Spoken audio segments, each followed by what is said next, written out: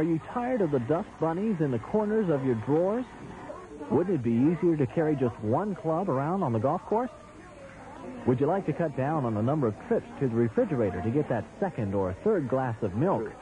If you answered yes, then the Invention Fair at the Atterberry Elementary School in Frankfurt, Germany had just what you were looking for.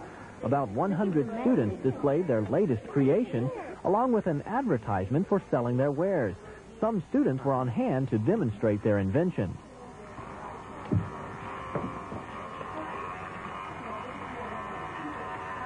The Invention Fair at Atterberry is part of a year-long emphasis on critical thinking. One of the things we have behind all our projects this year is let's think a little bit, not just throw something down on a piece of paper to turn in to the teacher, but let's think a little bit and plan something, organize it, and have a finished product. With so many creative inventions under one roof, Thomas Alva Edison would have been proud. Air Force Sergeant Dean Paget, AFN News. In 2 reports about the 5th Quartermaster and the unique job they're doing.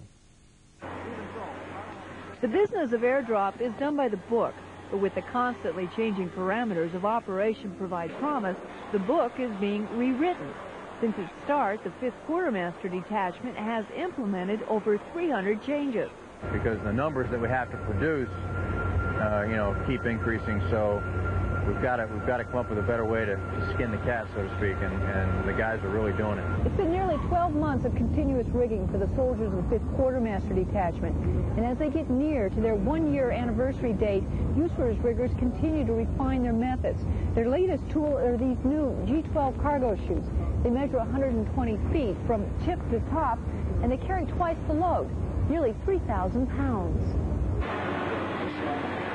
The parachute changeover brings with it a need for modification, and once again, the 5th QM has called on for a dose of Yankee ingenuity. The G12s are designed for a low-velocity drop, somewhere around 500 feet.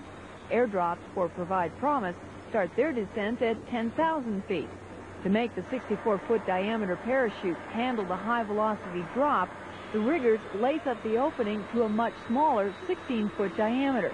What used to be a one-person job now takes 3 and a touch of training. And the training is very crucial, so I don't see how anybody could just walk up here and do this without going through the training.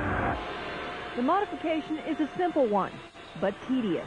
We know what we're doing. We know we're doing something that needs to be done. But really, to tell you the truth, all we keep in mind is what we've got to do day by day. The cargo chutes are bigger and heavier. They average 175 pounds. Make you break a sweat. It's back breaking with what it is, being on and knee breaking. Is standing on your knees and bending over like this. Then you got to pick it up and put it over there in this wood box. There is one modification that the riggers won't change, and that's the volume they turn out. They average 120 pallets a day. That's 360,000 pounds committed to Provide Promise. At Rhein-Main Air Base, Germany, Gail McCabe, 21st AACOM. As the military draws down, the focus is being shifted more and more to peacekeeping and humanitarian aid missions. Specialist Lee Allen reports on one such mission in the former Soviet Republic of Belarus. We've heard about Operations Provide Promise and Provide Comfort, so Operation Provide Hope 4 just sounds like another name and number. But to the people involved, it's a lot more than that. To be able to lead a group in this type of mission is very rewarding, and it makes the soldiers, myself included, feel good about themselves. Because this is exciting work. This is the best work we can do. It's a genuine chance to help your fellow man. It's really nice. It's warm, fuzzy. When you meet the people, doctors and nurses in the hospital, they're very proud of what they've been able to do. One elderly gentleman who had entered the hospital, had a heart attack, explaining his feelings about what the hospital had done and desires for better relationships with the West, and not just for us, but for our children. I didn't know what to expect. Here we are in a republic that used to be at least in rhetoric, hostile to us and us to them. And in a few short years, we've come here, and we're, now entering into some sort of collaborative effort to, elevate the standards of their healthcare system.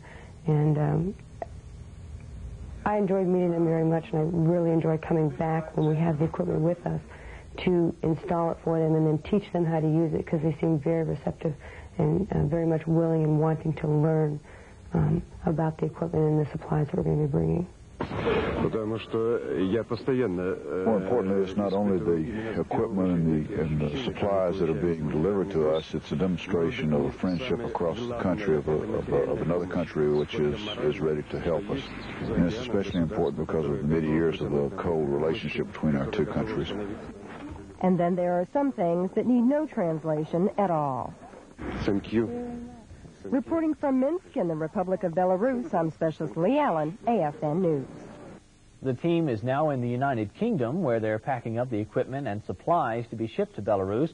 Next month, the team will return to Belarus to install the equipment and begin training the Belarusians to use and maintain them. The drawdown of Bitburg Air Base, Germany, will soon kick into high gear. Air Force Sergeant Daniela Marcus reports that Bitburg's F-15s will be gone by late March. After that, the business of packing up will really begin. It's been nearly 7 months since the decision was made to return a majority of Bitburg to the German government. The business side of the base is the part really affected, the flight line, office buildings, and such.